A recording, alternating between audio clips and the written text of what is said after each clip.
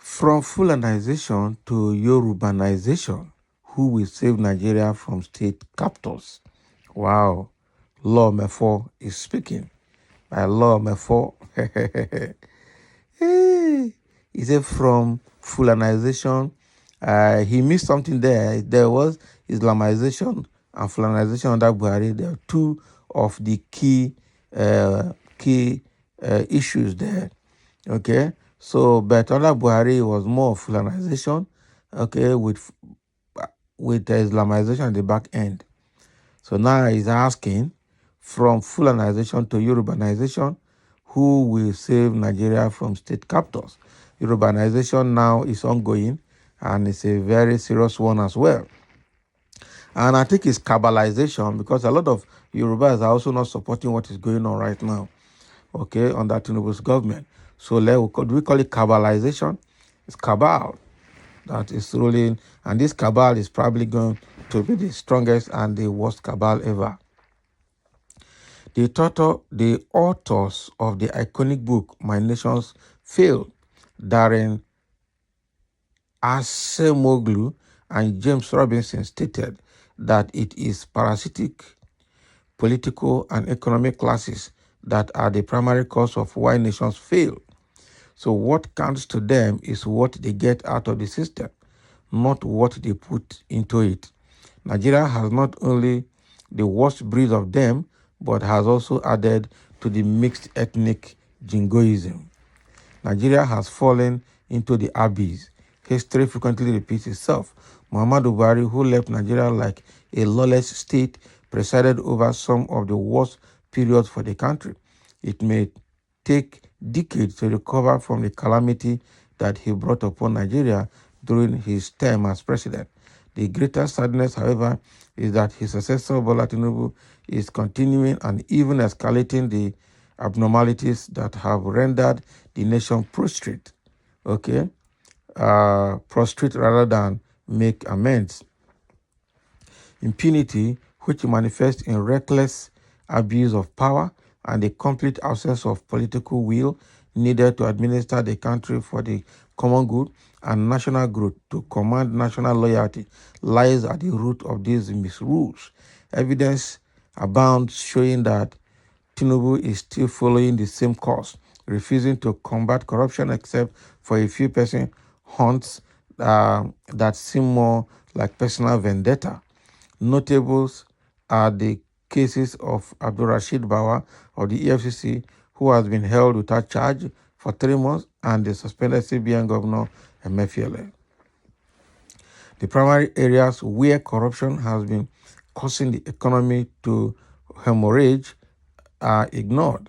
As Tinubu put it, we met an empty well, referring to the economic situation he was confronted with on assumption of office.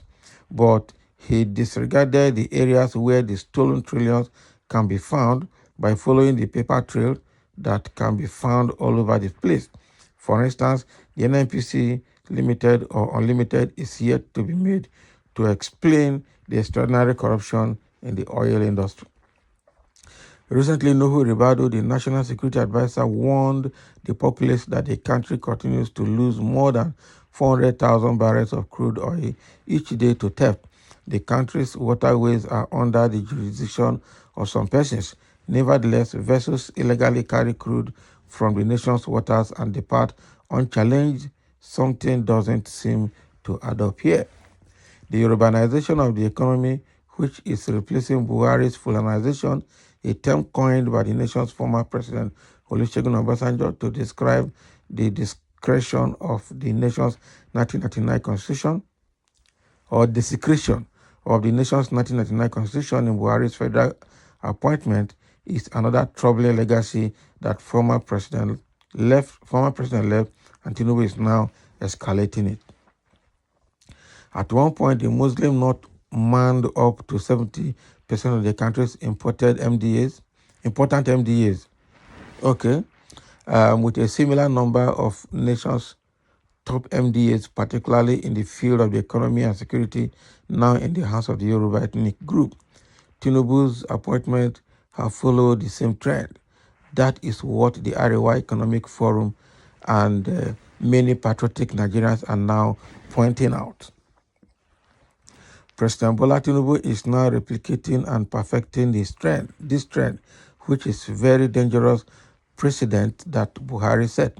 The breach of country's constitution and other existing laws governing the inclusive principle of federal character is very damaging, and its intended and unintended effects will soon show, as they did under Buhari.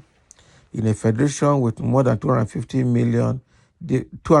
different ethnic groups, it is wrong to give one ethnic group control over the economic and security infrastructure, even if the constitution does not forbid it. That is why the military government introduced the federal character principle as a measure to restrain dominance and promote a sense of belonging and balance in Nigeria's political and administrative structure. If the military could be committed to maintaining Nigeria's unity and fairness, their civilian counterparts ought to sustain the policy. The composition of the government or the federation or any of its agencies and the conduct of its affairs shall be carried out in such a manner as to reflect the federal character of Nigeria and to promote national unity and also to command national loyalty, thereby ensuring that there shall be no predominance of persons from a few states or a few ethnic group, other sectional groups, states section, or a few ethnic or other sectional groups, and states. Section 143, subsection 3 of the 1999 Constitution, as amended, stated all of this. So this express provision is what makes the lopsided appointment by Buhari and now Tinubu illegal and an affront to the nation's constitution. So what is coming out from Law Mefor here is that all of the things that Buhari government left, Tinubu has successfully continued them. After all, he promised that he will continue from where Buhari stopped, and that's why he's calling it starting from Fulani of Buhari to now Ÿoråuɓañiźation of Tinubu. Now, where is Igboization? That is nowhere. That is not anywhere near sight for now. There are a few comments here. Somebody said, FFK told us that the Yorubas had been seeking to reunite with the Fulanis over the past decades and that they have just succeeded with the presidency of Asiwaju. So it is now Fulani Yoruba versus Nigeria. Somebody say, rubbish, naked, partisan, self-righteous, ethnic Igbo write-up. Can you imagine? Okay. Somebody say you're a madman, sir. They're insulting Law Mefor now for writing this that he has written. Somebody say, wait for Supreme Court verdict. Maybe Obi will save you and move you to Igboization. Not be smart, So all these ones now are insulting Law Mefor for what he has written. Okay. And then what else? Someone say you can never compare Yorubas to the Abukis. The worst Yoruba leader is far better than the best Abuki. Lord Lugard really made a mistake, bringing us together. Okay, some gullible persons are quick to forget that during Jonathan regime, it was total Igboization. You can go and verify. Was it really total Igboization? Because we understand how Jonathan actually made effort to see how he could help the North as well.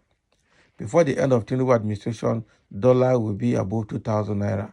No matter what you do for a living, the best business now is to japa to white man country, live better life and get hard currency. Bagam. A country that produces nothing and consumes everything produced everywhere cannot complain about devaluation. Government should ban almost all importations. What we don't produce, we must not consume. I hope Igbo importers will not complain. Can you imagine? So are you banning importation to harm the Igbos or to better Nigeria? Can you see the mindset for asking for banning of importation? You think by so doing, you will undo the Igbos. But Igbos are even the brain behind manufacturing here in Nigeria. You forgot? An importer nation will always be a slave to dollar. That is it. So that is what is happening here. The question remains that we should shun all ethnic biasness and fix Nigeria once and for all. Thank you for listening, and let's have a comment.